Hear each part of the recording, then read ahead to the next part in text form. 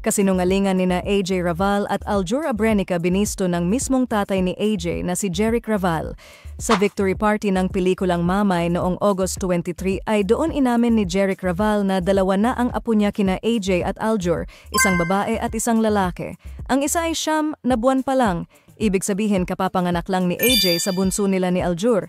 Nikina daw ang name nung girl, samantala, ang lalaking anak naman daw ay Al Jr. kung tawagin ni Jeric. Nako, paano na yan? Bistado na nagsinungaling pareho sina Aljur at AJ sa interview sa kanila ni Julius Babao kung saan itinanggi nilang mayroon na silang anak. Kamusta yung apo mo? Malaki na, malaki na. AJ ba? Lalaki babae? Babae, lalaki. Babae, lalaki. Dalawa? Yan. Dalawa? Anong pangalan ng babae? Altina. Altina yung lalaki. Tawag ko lang doon, Al Junior. Ito ang totoong reaksyon ni Kylie Padilla sa revelasyong dalawa na ang anak ng dating mister na si Aljur Abrenica sa partner nitong si AJ Raval. Mas pinili ni Kylie na hindi sa kanya manggaling ang kumpirmasyon na mayroon na ngang dalawang anak si Aljur kay AJ, isang lalaki at isang babae, ayon sa mismong ama ni AJ na si Jeric Raval. Nang minsang tanungin si Kylie ng press kung kamusta na ang relasyon ng kanyang mga anak sa mga kapatid nila kina Aljur at AJ, halatang nabigla siya. Ngunit imbis na magbitaw ng anumang negatibo ay eto ang sagot ni Kylie. Hindi ko alam yan, basta okay sila, okay sila. Isang indikasyon na alam niya ang tungkol sa pagkakaroon ng anak ni na Aljur at AJ.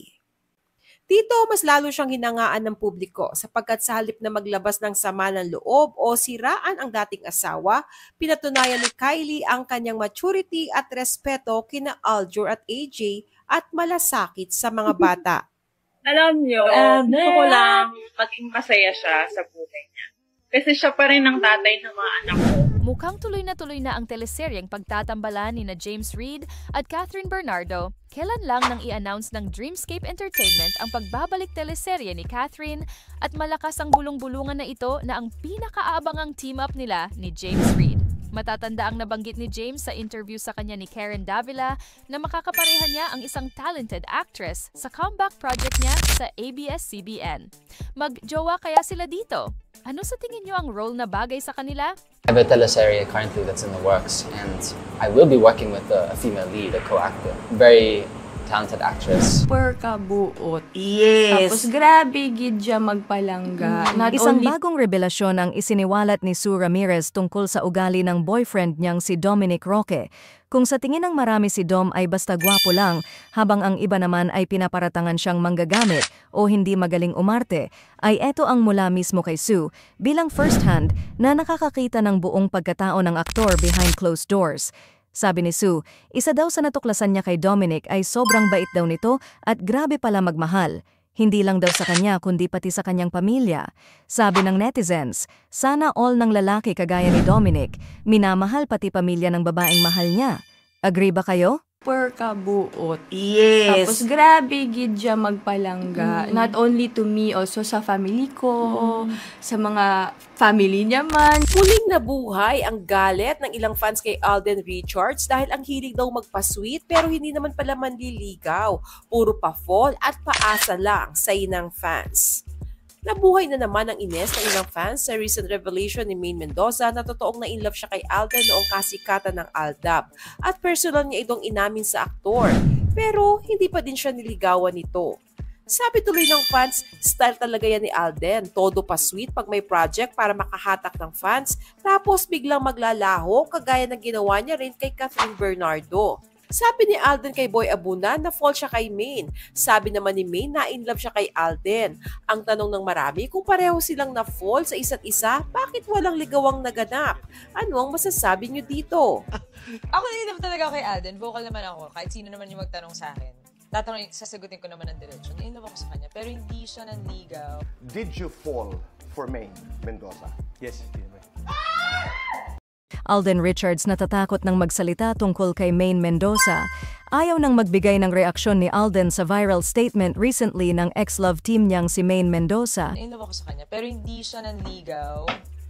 Walang ganon. Nang tanungin si Alden ng press kung anong reaksyon niya dito, I don't wanna comment on that issue. sabi naman ng netizens tama lang na hindi siya sumagot dahil mas lalo lang daw niyang mailalaglag ang sarili sa pagiging paasa at promo-promo for his gain. Agree ba kayo na promo-promo lang ang pagpapasweet ni Alden sa leading ladies niya? Sobrang saya ng dating aktor at ngayon ay social media influencer na si Carlos Agassi dahil finally ay ikinasal na sila ng long-time girlfriend niyang si Sarina. Kakaiba rin ang naging wedding outfits nila na talaga namang swak na swak sa personality nila. Caption ng aktor, Mr. and Mrs. Agassi going 7 years stronger together forever, 8-8. Nakakatuwa din ang story nila dahil mag-best friends sila, soulmate at magkasundo sa maraming bagay at ngayon nga ay mag-asawa na sila. Samantala, may mga ilang netizens naman ang hindi sang-ayon sa choice of wedding outfits ni na Carlos at Sarina. Kayo, ano ang masasabi nyo dito? Matinding laban sa buhay ang pinagdadaanan ngayon ni Kris Aquino.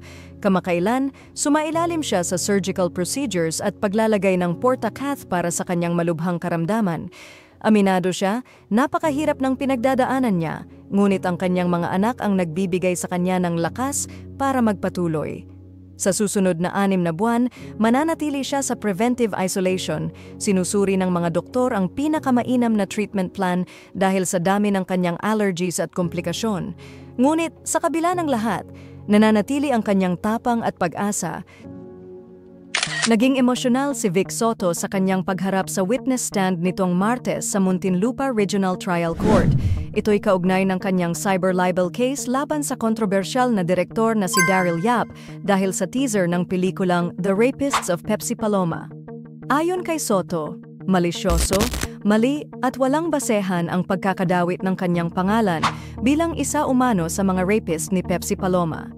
Dagdag pa niya, dahil sa teaser, nalagay sa panganib ang kanyang pamilya na nakaranas ng matinding online ridicule at pambabatikos. Diba alam naman ng lahat na never nag-make love sina E.A. Guzman at Shaira Diaz noong magnobyo pa lamang sila dahil naniniwala si Shaira na ibibigay lamang niya ang sarili sa lalaking kanyang pakakasalan. Kaya naman ang netizens ay nakaantabay kung ano ang mangyayari sa kanilang honeymoon bilang nangako si Shaira na magiging masaya si E.A. sa gabi ng kasal. Ito daw ang nangyari noong first night nila ayon kay EA. Ako, magiging honest ako, pero grabe hindi dito talaga. Pero nung first night, tinulugan ako. So, tinulugan pala ni Shaira si EA. Normal naman sa newlyweds ang pagod after the wedding, kaya kadalasan ay nakakatulugan talaga ang honeymoon. Ito yung tinutukoy ni Liza Soberano na matagal na niyang gustong isiwalat na hiwalay na sila ni Enrique Hill since October 2022 pa. Pero pinigilan daw siya ni Enrique. Pakiramdam ng netizens, si Enrique talaga ang gumagamit ng kasikatan ng love team nila para lang pag-usapan siya. Matatandaan noong January 2024 ay tinanong si Enrique kung sino ang karate niya sa Valentine's. It's gonna be my mom because sadly, I think Liza's in the US now promoting Lisa Frankenstein. Pero ang totoo pala ay matagal na silang hiwalay. Anong masasabi niyo dito? But yeah, we've been broken up for almost 3 years now. Tinatanong nga ng lahat, ano na ba? Kayo pa ba? Yeah, we're happy. We're just really busy. Kamusta kayo ni Liza? We're good. You know, I'm busy with all my projects. She's busy with all her projects.